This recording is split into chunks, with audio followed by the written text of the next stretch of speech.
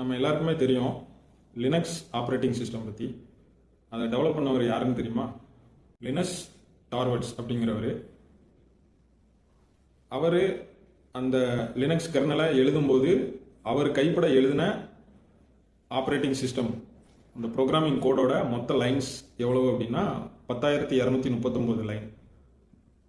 இன்னைக்கு அதோட updated Linux kernel version 40 million lines அளவுக்கு பறந்து விரிஞ்சி இருக்குது.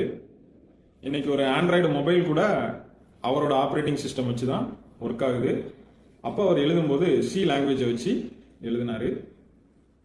இது மொபைல் ஃபோனுக்கு மட்டும் இல்லை, மிகப்பெரிய இண்டஸ்ட்ரீஸில் மெஷினரிஸில் இந்த லினக்ஸ் ஆப்ரேட்டிங் சிஸ்டம் இன்றைக்கும் உயிரோட்டமாக இருந்துக்கிட்டு இருக்குது. ஸோ பயங்கர பிரில்லியண்ட்டான ஒரு ஆள். அது கூடவே இன்னொரு பாயிண்ட் ஆட் பண்ணிக்கிறேன். அவர் ஒரு கடவுள் மறுப்பாளர். சரி, ரெண்டாவதாக ஒரு ஆளை பார்க்கலாம். வில்லியம் காஃப் கிட்னி டயாலிசிஸ் பண்ணக்கூடிய மெஷினை உண்டாக்கினார். ரொம்ப கஷ்டப்பட்டு உருவாக்கினார். தன்னுடைய வாழ்நாள் முழுக்க மனித உறுப்புகளுக்கு மாற்று உறுப்புகளை உருவாக்குவதிலே தன்னுடைய வாழ்நாளை முழுவதுமாக செலவிட்டார்.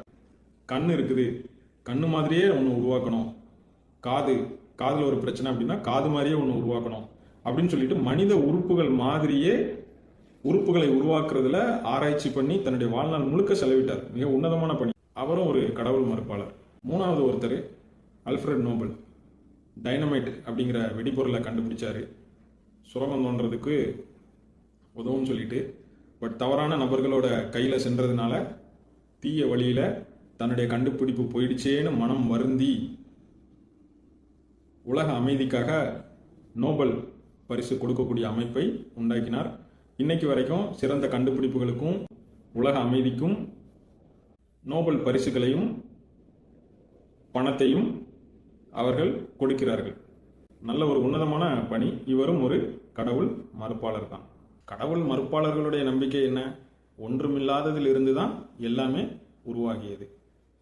கான்சியஸாக இருக்கட்டு, இன்டெலிஜென்ஸாக இருக்கட்டு, கிரியேட்டிவிட்டியாக இருக்கட்டு, ஒன்றுமில்லாததில் இருந்து வந்தது என்று நம்பக்கூடியவர்கள் கடவுள் மறுப்பாளர்கள். ஆனால் இவங்களுடைய வாழ்க்கையில் பார்த்தீங்கன்னா இவர்களுடைய கண்டுபிடிப்புகள் எதுவுமே தற்செயலாக நிகழவில்லை. அப்போ இவர்களுடைய நம்பிக்கைக்கும் இவர்கள் செய்கிற செய்கைக்கும் மிகப்பெரிய முரண் இங்கு இருக்கிறது. உண்மையிலே ஒன்றுமே இல்லாததிலிருந்து இந்த உலகம் வந்துச்சு, ஒன்றுமே இல்லாததிலிருந்து இந்த உயிரினம் வந்துச்சு.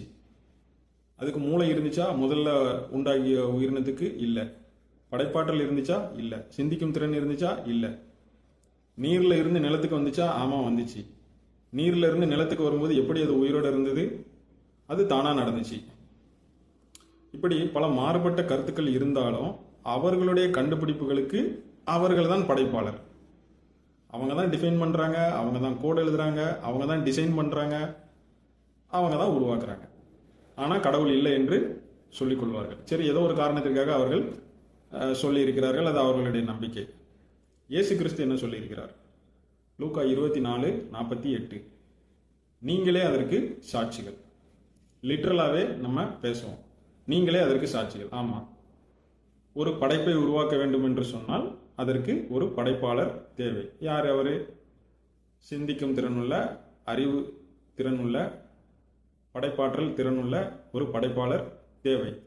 இயேசு கிறிஸ்து அழகாக சொல்லியிருக்கிறார், நீங்களே அதற்கு சாட்சிகள். கடவுள் இல்லை இல்லை இல்லை என்று சொல்லிக் கொண்டிருந்தாலும் நீங்கள் படைத்த படைப்புகளும் நீங்களுமே கடவுள் இருக்கிறார் என்பதற்கு, படைப்பாளர் இருக்கிறார் என்பதற்கு சாட்சிகள். எனவே யார் நம்பினாலும் நம்பாவிட்டாலும் இந்த உலகத்திற்கு படைப்பாளர் ஒருவர் இருக்கிறார். அவர் இயேசு கிறிஸ்து. சிந்தியுங்கள், நம்புங்கள். நன்றி, வணக்கம்.